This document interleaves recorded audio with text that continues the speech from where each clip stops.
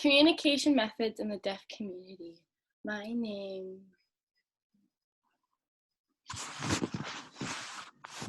My name.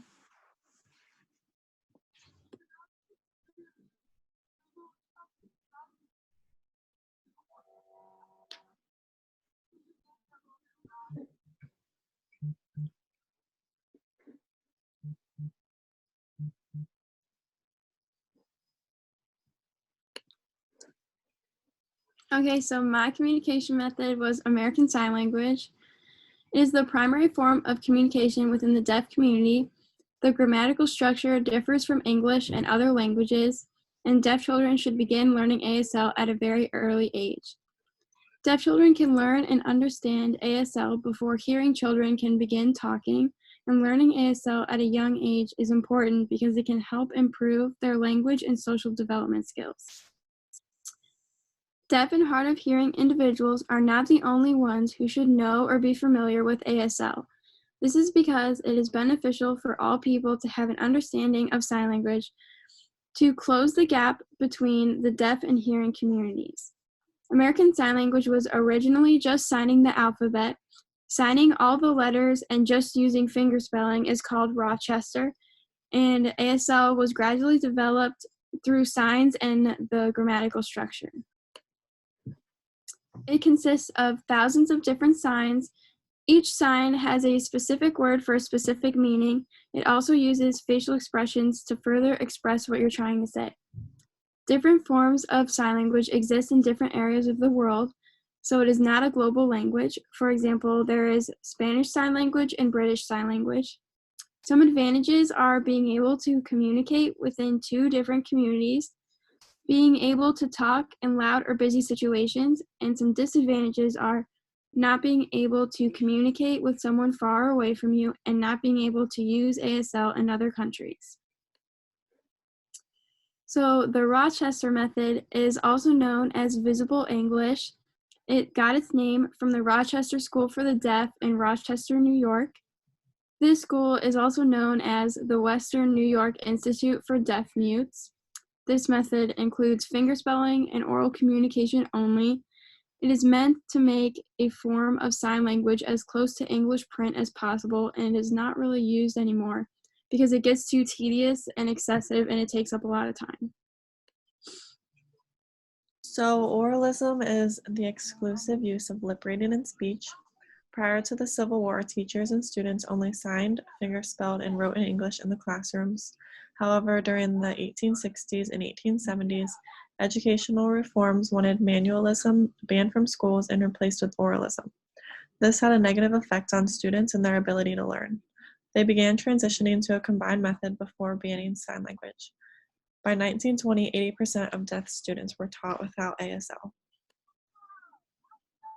Oralism advocates were convinced that ASL would encourage deaf people to only communicate with people in the deaf community. They also believed that this would cause an increase in the deaf community population. Oralism decreases a child's capability of learning at a reasonable pace and limits the level of education they're able to learn.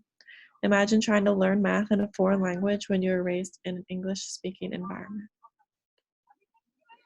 Cued speech was created in 1966. You don't need to learn an entirely new language with this. You just have to learn the signs and positions of the signs and speak English at the same time. This is a system that makes traditionally spoken languages easier to understand using a smaller number of hand shapes and signs in different locations near the mouth. It uses 8 different hand shapes and 4 different placements near the mouth. It helps tell the difference between speech sounds. You don't need to use speech or voice to use cued speech correctly. It's used to children with and without hearing loss. It can accelerate learning, phonics, speech, and language instruction. Cued speech has been adapted to about 60 languages and dialects. A disadvantage of cued speech is that ASL is the main form of communication for those who are hearing impaired. Learning cued speech can limit your ability to communicate with other deaf individuals. Signed Exact English, or SEE, was developed in 1972 by Gerli Gustafsson. Signed Exact English is a direct translation of English words and phrases that uses American Sign Language signs that allow English to be signed exactly as it would be spoken. Since this uses a basis of English words, the phrases that are signed typically include filler words like to be or is and are. Most often, it's used in an educational setting since it manually reproduces English word for word in the same order as English. Non-deaf individuals think this is beneficial to help the deaf individual conform to the hearing society, when in reality it is detrimental. The deaf community is not very fond of the teaching and use of signed exact English because of their created form of language, American Sign Language. In order to be accepted into the deaf community, students should be using American Sign Language and not signed exact English. In today's society, deaf or hard of hearing individuals are unable to use the drive-through, for example, fast food drive-throughs. Most drive-through workers are unfamiliar with American Sign Language or other communication methods. There are multiple websites available for translating English words to American Sign Language signs, such as Signing Savvy. Some deaf individuals choose to get a cochlear implant, which is into your brain to replace hearing with electric signals which stimulate the auditory nerves. And some parents make their deaf children participate in speech therapy so they can learn to talk with other hearing people.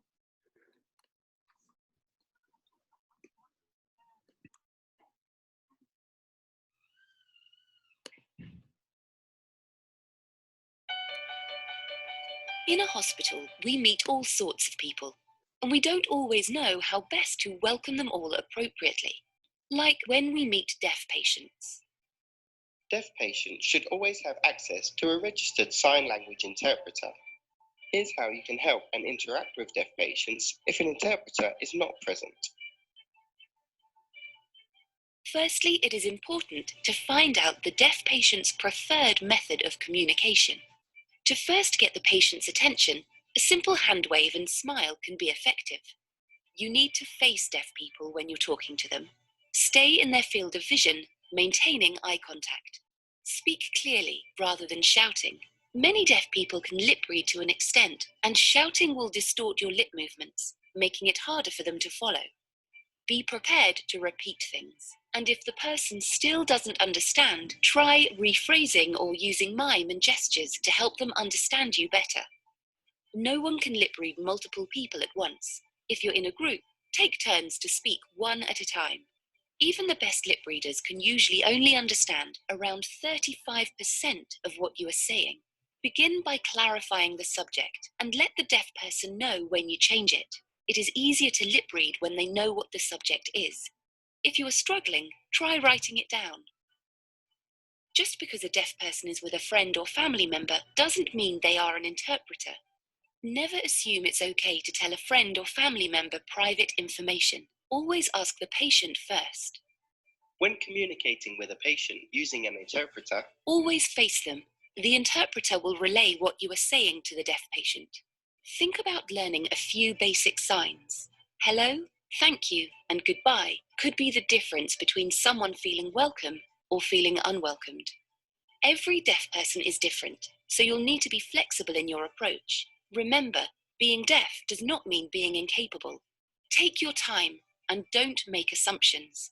Patience is the most important thing in building strong relationships.